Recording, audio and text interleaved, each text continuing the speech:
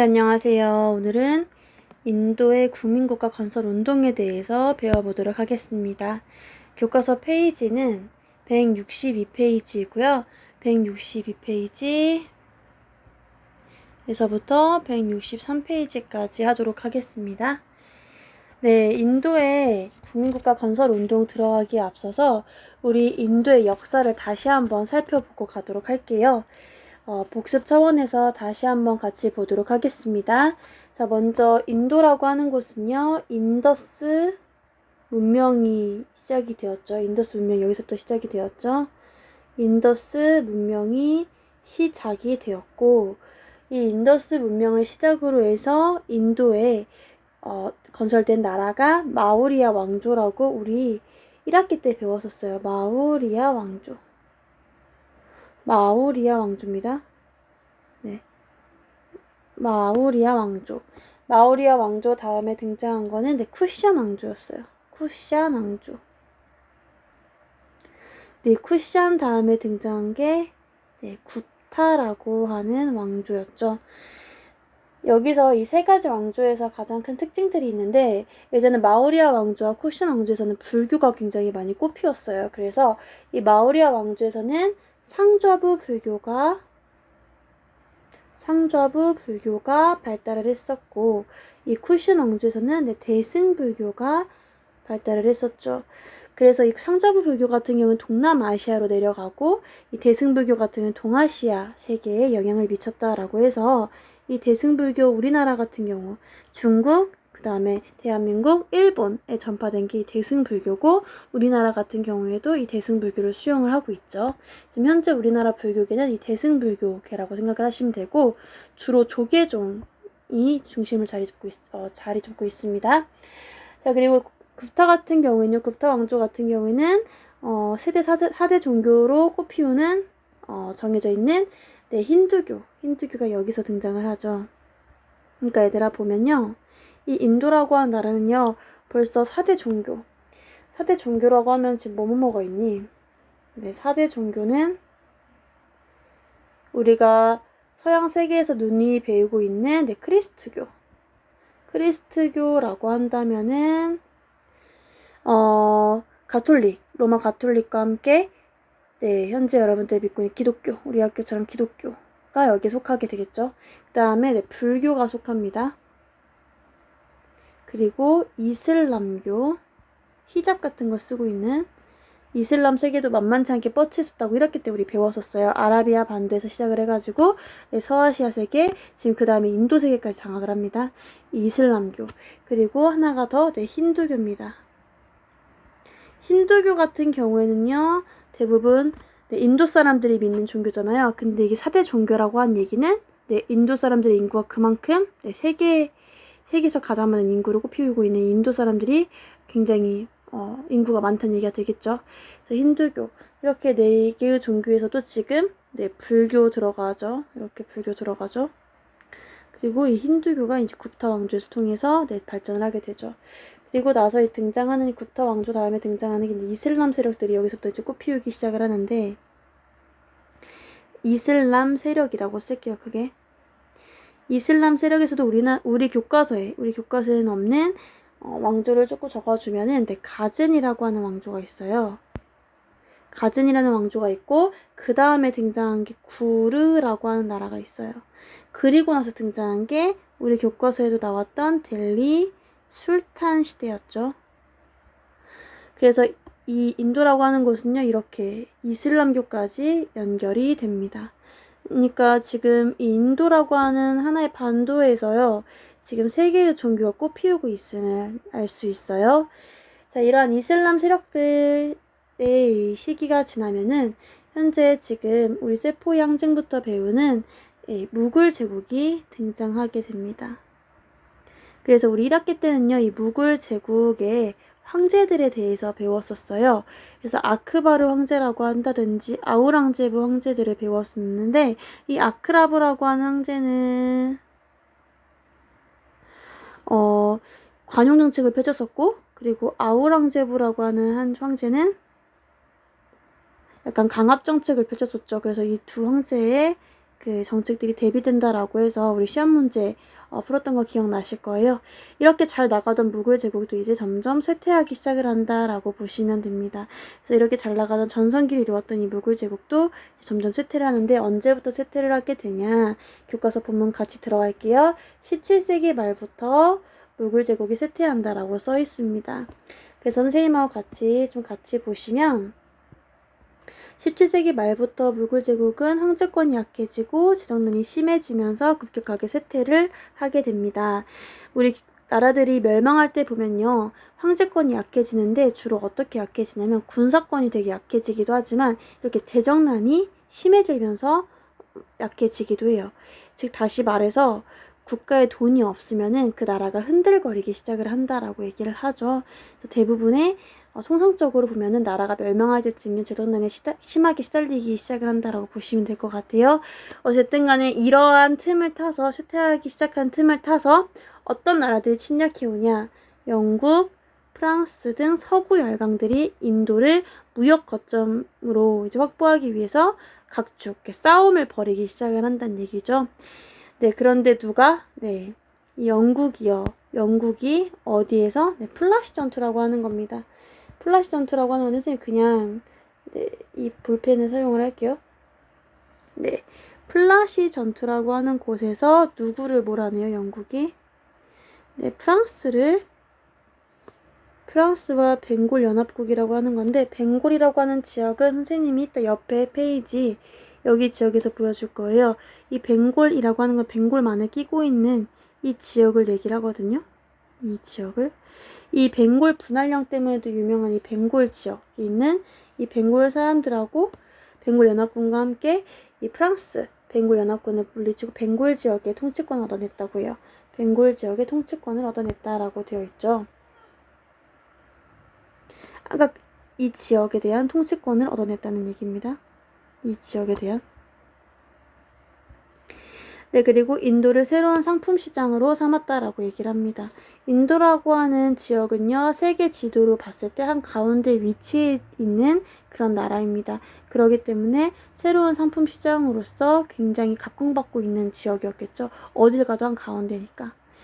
네, 그리고 인도의 향신료가 굉장히 유명했다라고 해요. 이건 유럽에서 나지 않았기 때문에 인도의 향신료라든지 그 다음에 동남아시아에서 만들어지는 그런 담배 같은 거 이런 것들이 굉장히 인기가 많았고 특히 중국에서는 네, 홍차가 굉장히 찻잎이 굉장히 좋아서 이걸 다 영국으로 유럽 세계로 가져와서 그 당시에 황제들이 많이 즐겨 마셨던 차가 홍차였다라고 얘기를 하죠.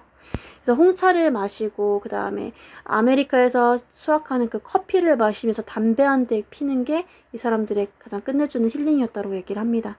어쨌든 간에 넘어갈게요. 이 플라시 전투는요. 인도 세계에서 일어난 첫 번째 사건이라고 보시면 될 것 같습니다. 첫 번째 사건입니다. 자, 영국은요. 어쨌든 간에 이 프랑스를 몰아내고 플라시 전투에 승리를 한 다음에 인도를 세계의 새로운 상품 시장으로 만들었고 이어갈게요. 자, 두 번째는요. 영국의 인도 통치에 저항해서 19세기에는 가만히 있진 않겠지. 당연히 영국의 식민지가 된 거나 마찬가지니까 인도가. 그러니까 인도의 종교 지도자들과 지식인들은 사회를 개혁하고 독립을 달성하기 위해서 민족운동 전개합니다. 이게 두 번째 개념이라고 보시면 될 것 같아요. 두 번째 사건. 자, 민족운동을 전개했는데 이들은 람모안 로이라고 하는 사람을 중심으로요. 첫 번째 카스트제를 철폐하고 남편이 죽으면 부하인을 함께 화장하는 사티와 같은 각종 압습을 폐지할 것을 주장했다라고 합니다.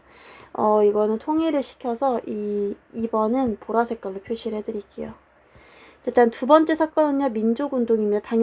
당연히 식민지가 됐을 민족운동이 일어나겠죠. 우리나라에서 독립운동이 일어났듯이. 그런데 람모한 로이라고 하는 사람이 중심이었고 카스트 철폐. 우리 카스트 제도 배웠었어요. 인도에 있는 신분 제도잖아요. 그치? 신분 제도라고 하는 거 우리 1학기 때 외웠었어요. 이렇게 생겼는데 이 신분 제도라고 하는 게 4개가 있고 여기 브라마, 크샤트리아 이런 식으로 해가지고 등등등이 나왔던 거 기억나실 거예요. 이런 카스트를 철폐하자라고 하는 거. 그리고 사티와 같은 거는 사티는 남편 죽으면 부인 같이 생매장 시키는 거. 같이 화장하는 거 이런 것들 하지 말자라고 하는 거. 화장이라고 하는 체제는요, 네, 불에 태우는 거잖아, 그치? 그래서 불에 태우는 이런 악습 폐지시키자라고 주장하는 거고, 당연히 주장할 수밖에 없었겠지. 굉장히 잔인한 악습입니다. 그냥 죽은 사람은 죽은 사람일 뿐인데 굳이 옆에서 사는 그 부인까지 죽이는 건 굉장히, 지금으로 따지면 반발이 심한, 있을 수도 없고 있어서도 안 되는, 네, 그런 악습이죠. 이걸 폐지하자 주장한 게 이 민족운동입니다. 자, 세 번째 개념입니다. 세 번째는요, 세포의 항쟁이 일어나요. 이 세포의 항쟁도 굉장히 중요한 개념입니다. 다른 색깔로 표시해 드릴게요. 세포의 항쟁이라고 하는 것도 일어나게 됩니다. 세포의 항쟁은 1857년에 일어난 건데, 이 세포이라고 하는 이 사람들은요, 원래는요, 영국의 동인도 회사가 고용한 현지인 용병이에요. 이 사람들이. 이게 무슨 말이냐면은, 동인도 회사라고 하는 거는 인도에서 영국이 상품을 판매하기 위해서 만든 회사예요. 그러니까 영국의 국가에서 만든 동인도 회사, 영국 회사예요. 영국 회사가 만들어졌는데, 영국 회사에서 고용한 그런 용병이에요. 군사들이란 얘기예요. 근데 어떤 사람들을 중심으로? 네, 현지인을 중심으로. 현지인이란 얘기는 인도 사람들을 얘기하는 거죠. 인도에 현재 살고 있는 사람들, 현지인들을 중심으로 만드는데, 이 사람들이 세포이라고 하는 명칭으로 불렸어. 근데 왜 이 사람들이 항쟁을 일으키게 되었냐? 여기 한번 볼게요. 이렇게 쭉 내려와서. 자, 세포이는요, 총알을 장전하려면요, 종이 탄약통을 입으로 뜯어야 했어요. 봐봐. 여기 그림 같이 보세요. 지금 이 사람이 세포이라고 하는 용병인데, 인도 사람이야. 인도 사람인데, 이게 탄약을, 총알을 이렇게 나오게 하려면요, 이 종이를 입으로 뜯어야 된다고. 이 입으로 뜯어야 되는데, 여기에 소와 돼지 기름을 발라 놓았다는 얘기지. 여기에 소와 돼지 기름이 발려져 있어요. 근데 문제는 뭐냐면, 여기 같이 좀 더 띄어서 잠깐 볼게요. 힌두교도들은 소를 신성하게 여겼고, 이슬람교도들은 돼지를 부정하다고 생각했는데, 세포이드 당시에 주로 종교가 어떤 종교? 네, 힌두교와 이슬람 종교예요. 그러니까 힌두교는 소를 안 먹고, 그 다음에 이슬람교는 돼지를 안 먹는데, 지금 문제는 뭐냐면 이 탄약을 뜬 이 종이에 소와 돼지의 기름을 발라놨다는 얘기지. 그럼 이 사람들은 이 소를 경멸해서 안 먹는 이슬람교, 그다음에 소를 신성하게 여기서 소를 안 먹는 힌두교도들은 이 지금 자기 종교에 대한 탄압이라고 여길 수밖에 없었겠죠. 종교 탄압으로 받아들여서 크게 반발했습니다. 이게 세포의 항쟁이에요. 그러니까 원래부터도 조금 불만이 좀 있었을 텐데, 문제는 자기들 종교까지 건들려고 했던 이거에 대해서 참을 수가 없었던 거죠. 그래서 이들은 영국의 침략과 수탈이 심해지자 이를 반발하여 이 봉기를 일으켰고요. 영국은 이 세포의 항쟁을 진압하는 한편 겨우 명맥만 유지하는 물구 제국의 황제를 폐위시켜버리고 영국 여왕이 직접 통치하는 인도 제국을 세웠다라고 얘기를 합니다. 조금 중요해서 빨간 색깔로 다시 표현해드리면, 자, 이러한 결과가 굉장히 중요합니다. 자, 이러한 세포의 항쟁의 결과요, 어떻게 되냐면은 두 가지로 쪼개져요. 자, 무굴 제국의 황제를 폐위시켜 버린다는 게 첫 번째고요. 그 다음에 이거를 화살표 좀 더 길게 그려드려야겠네요. 이렇게. 그 다음에 두 번째, 영국 여왕이 직접 통치하는 인도 제국이 세워진다는 겁니다. 그러니까 이 무굴 제국이 이제 황제가 없고, 영국의 빅토리아라고 하는 여왕이 있어요. 빅토리아 여왕이 직접 다스리는 인도 제국이 만들어지는 겁니다. 1877년에. 이렇게 보시면 돼요. 여러분들 여기 교과서 지금 보시면 플라시 전투를 이끄는 플라시 전투 이후에 벵골 태수를 만나는 영국의 총사령관의 모습이 그려져 있어요. 그래서 이게 지금 벵골 태수가 되겠죠. 코끼리 부대 굉장히 유명합니다. 인도의 코끼리 부대. 알렉산드로스 대왕이 이 인도에 왔을 때, 인도를 점령하기 위해서 왔을 때 굉장히 기겁했던 내용이 코끼리 부대를 보고 놀랬죠. 이 쾌기한 동물을 봤던, 네, 그런 사건. 자, 그리고 여기 지금 보시면은 플라시 전투가 일어났던 곳이 지금 벵골 지역임을 알 수가 있어요. 영국 동인도 회사가 지배하고 있는 지역이라고 써있네요. 이쪽 지역에서 지금 영국 동인도 회사 활동을 했었고, 플라시 전투가 여기서 발발을 했고, 세포의 항쟁의 중심지라고 하는 곳도 좀 보시면 좋을 것 같습니다. 넘어가도록 할게요. 자, 지금 우리 세 번째까지 개념을 봤죠? 네, 네 번째는요, 벵골 분할령이라고 하는 거 배울 텐데, 일단은 체크만 하고, 같이 볼게요. 자, 인도 국민회의라고 하는 곳이 만들어집니다. 여기 뭐냐면은 인도는 인도를 원활하게 통치하기 위해서 약간 친영파를 만들어야겠지. 친영파. 그래서 일부 관료와 지식인을 지원을 해서 인도 국민회의라고 하는 걸 결성을 해요. 그러니까 친영파로 원래 똘똘 뭉친 사람들이야. 그래서 초기에는요, 인도 국민회의는 영국이 허용하는 범위에서 온건한 개혁 운동을 전개하는 협조적인 태도를 보였다라고 해요. 초기에는. 그럼 당연히 말기에는 뭔가 좀 변했다는 얘기가 되겠지.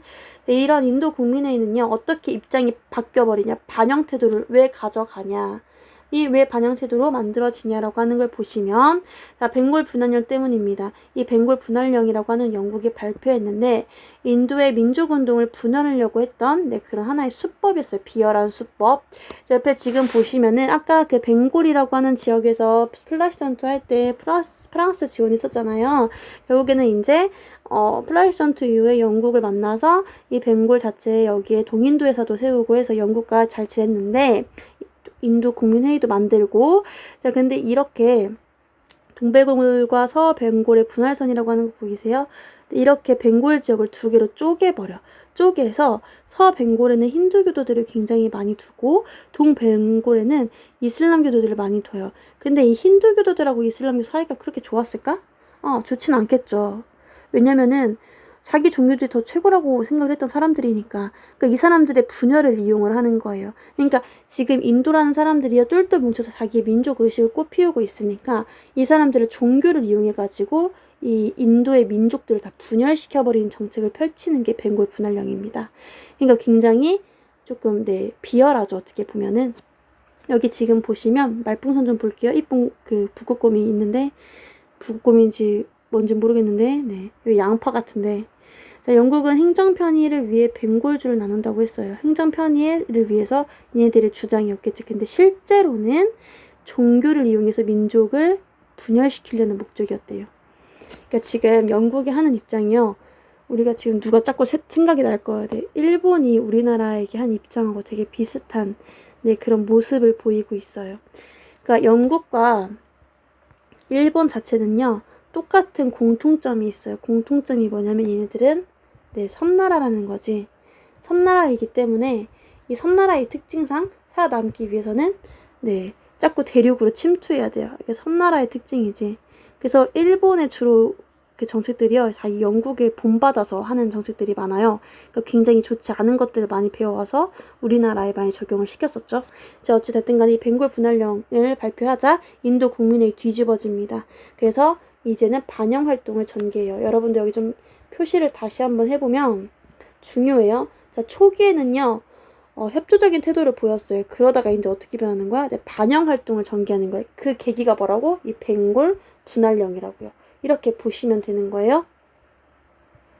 자, 그래서 이제 보이콧 운동을 하는 거지. 자, 인도 국민은 어떻게 하냐면 콜카타 대회라고 하는 걸 열어요. 콜카타 대회를 열어서 영국 상품 불매 운동. 첫 번째, 영국 상품 보이콧 하겠습니다.